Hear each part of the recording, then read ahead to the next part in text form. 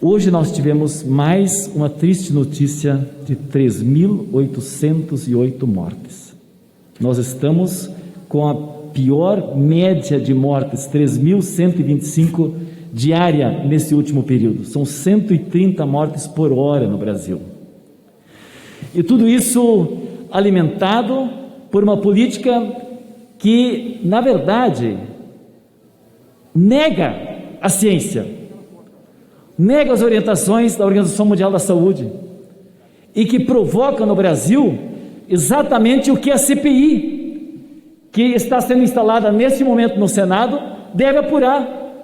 Por isso que nós somos favoráveis à CPI, porque a CPI vai poder ir atrás, exatamente trazer as provas. Quem é que deixou faltar vacina? Quem é que não fez os contratos com as empresas? As empresas vão poder chegar aqui e dizer, a Pfizer, por exemplo, dizer, olha, em agosto do ano passado eu já ofereci e tinha disponível 70 milhões de doses e o governo não quis comprar, não fez o contrato. A CPI vai poder ir atrás de provas para exatamente mostrar por que faltou oxigênio, por que as pessoas não puderam sequer respirar, por que faltou insumos, por que faltou uma política de orientação clara para que não tivesse aglomerações, por que teve uma ofensiva e penalização contra governadores, contra prefeitos que estavam lá lutando porque o governo federal não estava tomando atitudes. E muito mais do que não tomar atitudes, tomava atitudes contrárias, de desorientação sobre esse tema das orientações em relação ao combate à Covid aqui no Brasil. Por isso, nós chamamos de genocida sim. Isso provocou todas essas mortes, e por isso tem que ser apurado e responsabilizado. E todos vocês acompanharam o destempero, mais uma vez, do presidente, que também é de forma intencional, quando ele, por exemplo, em gravado, e a gravação divulgada pelo senador Cajuru, o que ele fala? Primeiro, para agradar a sua base, porque eles gostam que sejam ditas tantas bobagens, porque daí se esconde a real vida do povo brasileiro.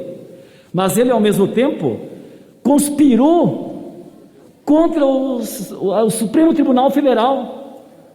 Saiu dizendo que ia ter que dar porrada em senador.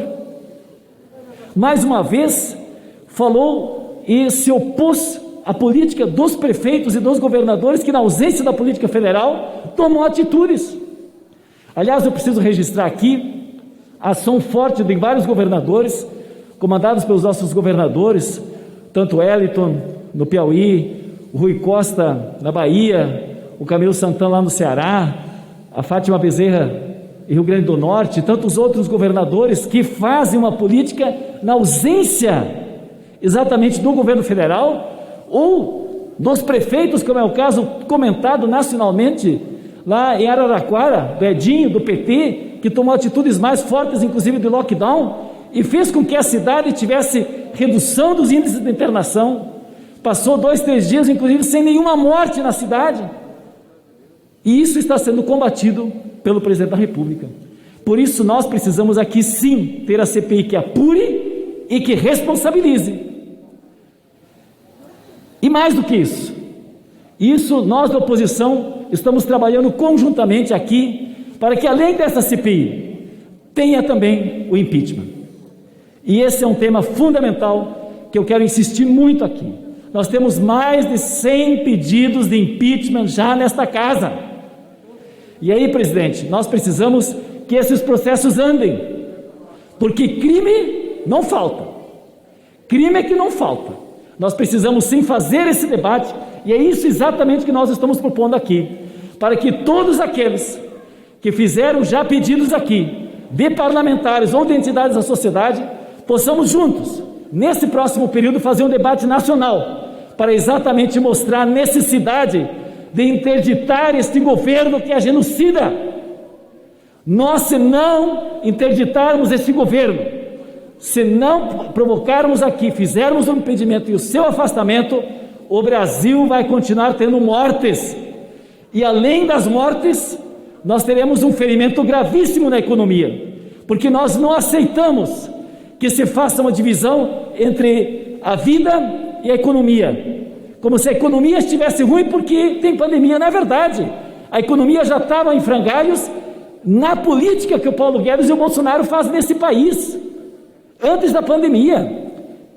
E nós precisamos salvar vidas, que nem o mundo inteiro faz, colocando recursos, salvando vidas, tomando medidas fortes, e aí a economia se recuperando mais rapidamente.